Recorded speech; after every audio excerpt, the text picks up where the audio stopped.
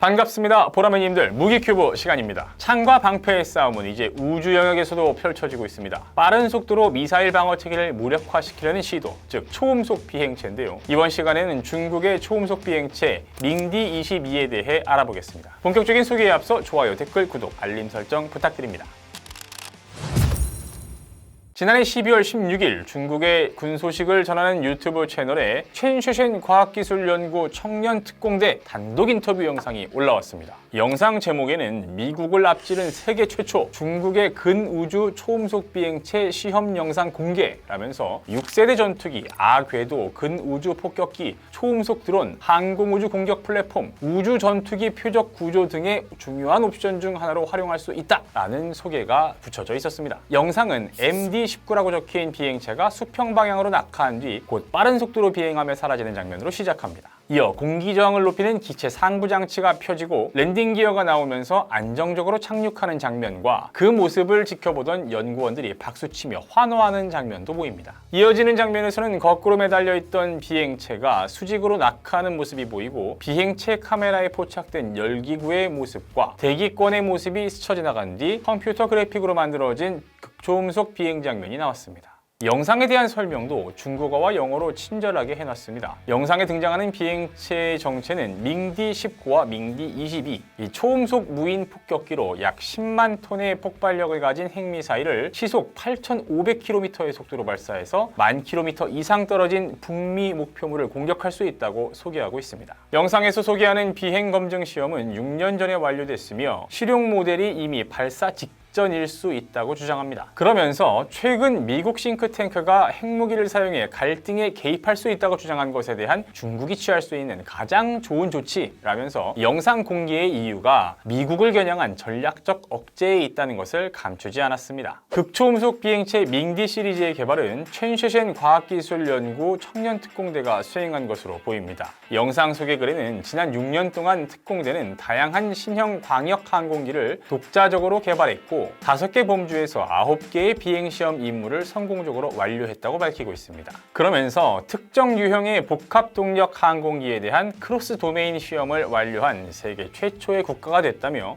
중국이 근우주 초음속 항공기 분야에서 질적 도약을 이뤘고 잠재적인 경쟁자들에 비해 기술적 우위를 확보했다는 것이라며 의미를 부여했습니다. 아마도 아음속과 초음속, 극초음속 등 다양한 속도 환경에서 작동하는 복수의 엔진 시험을 완료했다고 평가하는 것으로 보입니다. 군사 전문 매체 워존에서는 이러한 구성은 듀얼 모드 램제트나 스크램제트 같은 첨단 고속 엔진을 활용할 가능성을 나타낸다면서 다만 이 엔진들은 아음속에서 작동하기 어렵기 때문에 로켓 모터를 이용한 초기 가속 이후에 공기역학적 페어링을 분리했을 가능성이 있다라고 분석했습니다. 이들이 자랑하는 성과는 이뿐만이 아닙니다. 초음속 항공기의 수평 착륙을 세계 최초로 달성했고 실험 항공기의 근접 우주 발사를 세계 최초로 완료했으며 수천 킬로미터의 교차 영역 기동 비행을 달성했고 약 10,000km 떨어진 공항으로 무사히 복귀했다고 소개합니다. 이들 설명에 따르면 현재 기술 수준에서 밍디는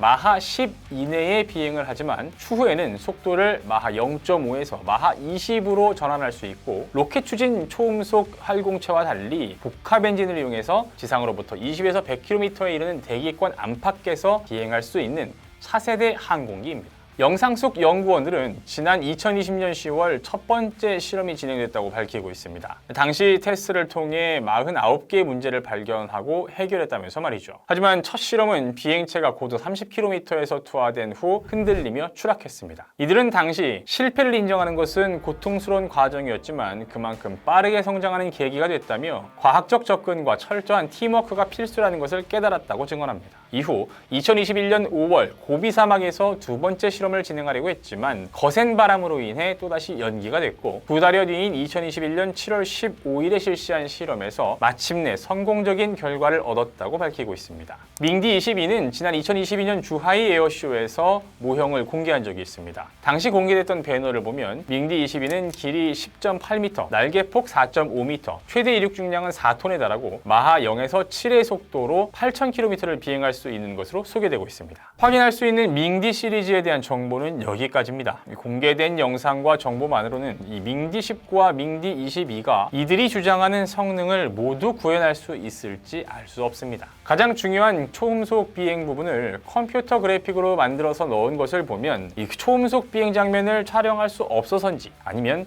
실제 목표치에 도달하지 못했기 때문인지 알 수 없습니다. 다만 영상 초반에 나오는 기구를 보면서 언뜻 스쳐 지나가는 사건이 있었습니다. 바로 지난 2023년 2월 4일 미국 국방부가 자국 영공을 침범한 중국의 정찰 기구를 미 공군 F-22 전투기를 이용해 격추시킨 사건입니다. 당시 미국은 사우스캐롤라이나주 해변을 벗어나 대서양 상공에 떠있던 중국 기구를 서프사이드 비치 해안에서 약 10km 떨어진 곳에서 F-22가 발사한 미사일로 파괴했습니다. 애초 이틀 전 내륙인 몬태나주 상공에서 이 기구가 발견됐지만 기구의 잔해가 민간에 피해를 줄 수 있다는 이유로 격추하지 않았습니다. 당시 로이드 오스틴 국방장관은 바이든 대통령이 기구의 경로에 있는 미국인들의 생명에 지나친 위험이 없다면 가능한 빨리 격추하라는 지시를 내린 상태였다고 밝혔습니다. 중국 정부는 이 기구의 미국 영공 침범에 유감을 표명하면서도 기상 관측 등 민간 연구 목적의 기구라고 해명했지만 미국의 분석은 달랐습니다. 오스틴 장관은 격추된 기구가 대륙간 탄도미사일 경납고 150개가 모여있는 몬태나주 맘스트롱 공군기지 상공에 머물렀다면서 중국 정부가 전략적 장소들에 대한 정찰 목적으로 기구를 띄운 것이라고 주장했습니다. 그리고 이 사건으로 토니 블링컨 미 국무장관은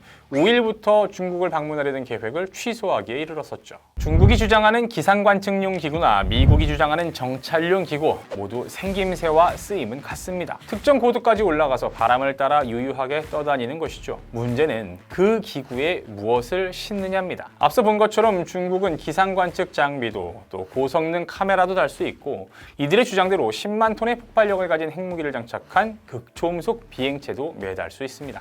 정말 새롭고 놀랍습니다. 가장 저렴한 운송수단과 최첨단 투발수단이 만나서 국제 질서를 뒤흔들 만한 새로운 전략무기의 조합을 마련했으니 말입니다. 우리나라의 기술 수준은 어디까지 와 있을까요? 그리고 어떤 조합을 만들어야 우리의 적대국을 확실하게 억제할 수 있을까요? 여러분의 번뜩이는 발상을 공유해주세요.